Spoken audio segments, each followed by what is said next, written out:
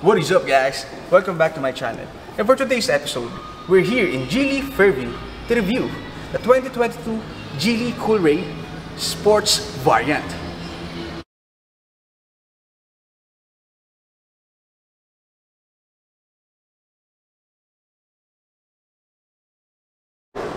Let's go!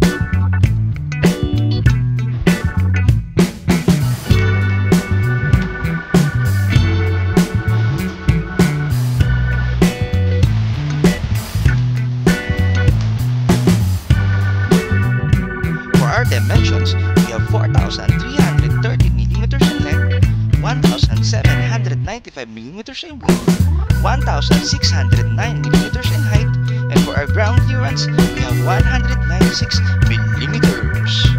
Overall, mas malaki ang dimensions nitong Coolray compared to other competitors like Kia Stonic and Toyota Race. Pero mas malaki naman yung dimensions ng Toyota Corolla Cross compared dito sa Coolray.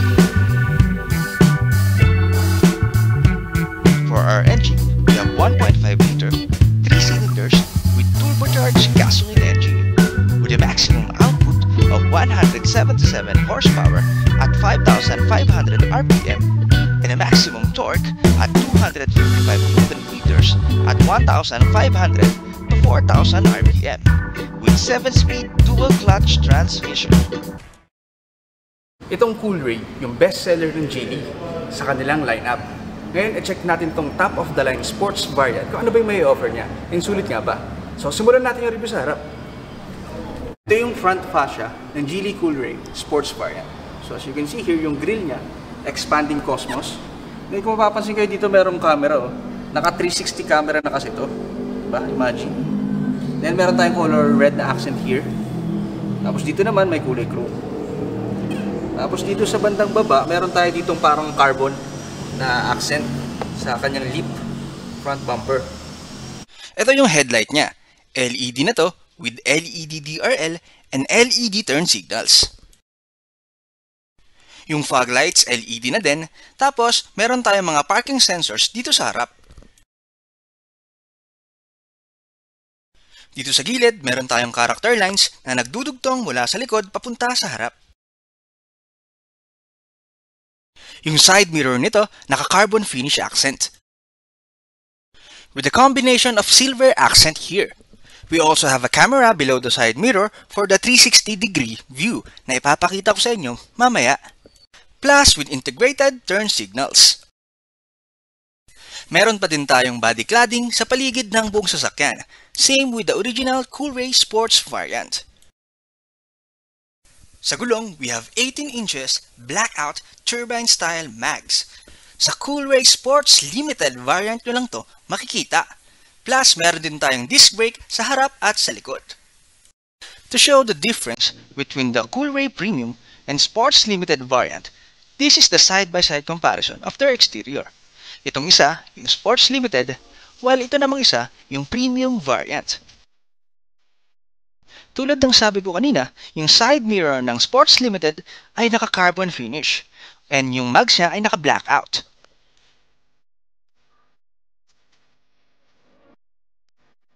While dito naman sa Premium, naka-body colored yung side mirror natin but with integrated turn signals din.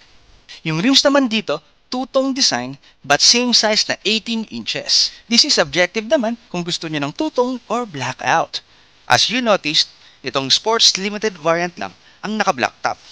Then, we also have a functional roof rail in all variants.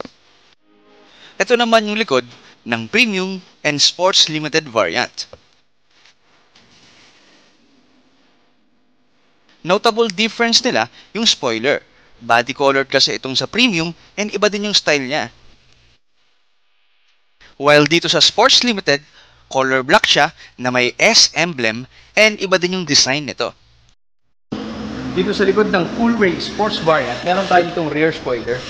Ito talaga yung difference niya sa ibang variant. So ito color black siya. Ito yung rear wiper. Sa likod may silver accent sa pagitan ng taillight na may Geely na nakasulat. Then Coolray emblem. Dito sa baba meron ulit plastic body cladding na color black. We also have a quad exhaust in all Coolray variant. Ang astig, di ba? Pang racing lang ang peg. We also have a reverse camera and parking sensors.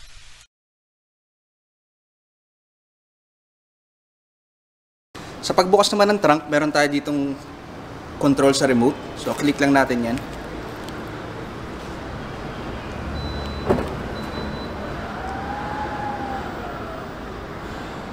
So, we have around 330 liters of trunk space capacity. So, pwede pa natin itong tanggalin itong tunog. Then, pwede rin nating i-flat fold yung second row if you want more space. Tapos dito, meron din siya dito additional space.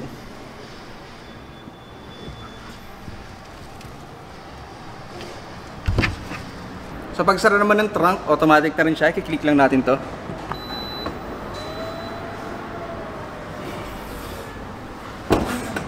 Diba? Ang galing. Ito naman yung susi ng Coolray. So as you can see here, meron siyang lock, unlock. Then we also have trunk release and remote start button.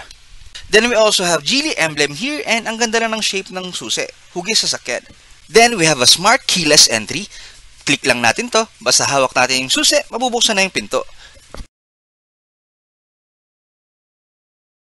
Ito yung itsura ng interior ng Coolray Sports Limited. Combination siya ng red accent, black, brushed aluminum, and silver. Ito naman yung sa premium variant. As you can see, wala na yung red accent. This is a combination of brushed aluminum, silver, and black. Basically speaking, napaka-luxurious look pa rin ito. Then yung sa Sports Limited naman, sporty yung datingan. Going back sa Sports Limited, ito yung itsura ng dashboard. Covered siya ng soft touch leather with color red accent. Then merong brushed aluminum accent sa baba. Sa first row door, we have red accent leather. Yung armrest leather up din with red stitching. Yung mga buttons naman ay brushed aluminum yung kulay and very intact pindutin. Then dito sa bandang taas, meron ulit brushed aluminum accent which I think better compared to piano black accent. Yung door handle naman, color silver. Tapos itong aircon vents natin dito, meron ding silver accent. Ito yung itsura ng speaker sa pintuan. So again, ito yung itsura ng pintuan sa driver's side. Then meron din tayong tweeters. Nandito naman sa baba yung controls para sa mga ilaw. Ito naman yung infotainment system natin. 10-inch touchscreen display with QD link connectivity. Very responsive yung touch ng infotainment system. Ngayon, pakita ko sa inyo yung 360-degree camera view. Napaka-high-tech, no? Pwede rin natin i-3D view. Looks accurate naman yung 360 view nito. In this price range, napakasulit talaga sa mga features. Sa baba nito, yung aircon vents na mayroong ulit silver accent. Ito yung hazard button. Aircon controls here. Ito naman yung lalagyan ng cellphone na napakaluwag.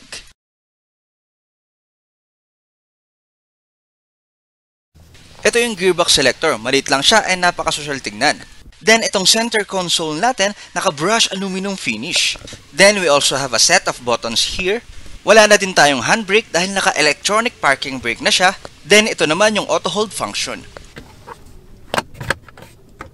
Ito yung cup holder natin. We also have a center armrest na leather wrap with red accent.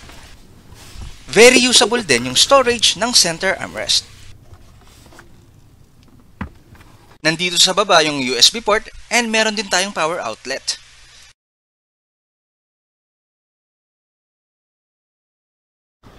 Ito naman yung seats natin. So leather siya, two-tone na leather ng color red and black. So ayan, meron siya ditong character lines sa color red. Tapos ito naman black. Napakalambot guys, more on premium side. Tapos ito yung ating S na logo.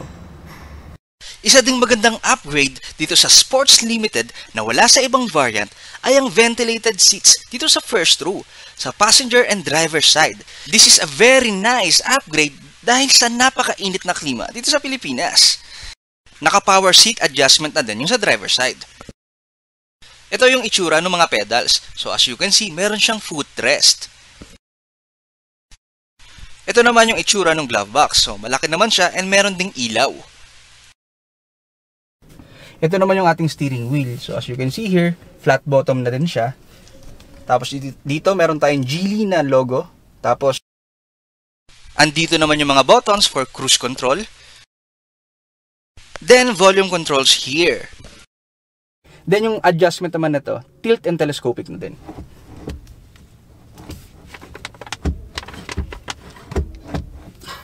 Hirap na Then of course, meron din tayong paddle shifters. Para buksan naman yung sasakyan, naka-start-stop button na siya. So, click lang natin yung brake. Tapos click natin yung start. This is fully digital instrument cluster for Sports Limited variant. Dito sa right side, yung fuel gauge. Sa gitna naman yung speedometer. Then sa kaliwa, yung tachometer. Ito naman yung ilaw sa first row. Then meron din tayo ditong lagayan ng eyeglass or sunglass.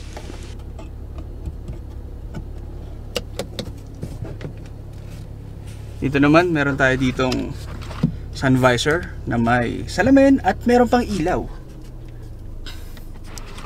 Sa passenger side, meron ding salamin at ilaw. dito naman sa sunroof guys, meron tayong physical button. So dito lang siya guys. So itong isa, ito yung para sa cover. Then ito namang isa para doon sa salamin. So subukan natin guys. Ito muna. Ayan amazing. Tingnan niyo yung sunroof niya. Full size siya. Meron siya sa first row and second row. Ngayon try naman natin tong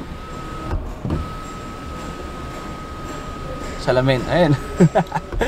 Nakakatuwa guys. Napaka-social talaga nitong Geely. This is my normal driving position and I have around 3 to 4 inches na knee space. Sa head space ko naman, I have around 4 to 5 inches head space. So, definitely maluwag. So, pag medyo mas matangad kayo sa akin, mga around 5'10". Okay pa din. Bali ako nga pala is around 5'6 to 5'7". Ngayon, check naman natin yung second row.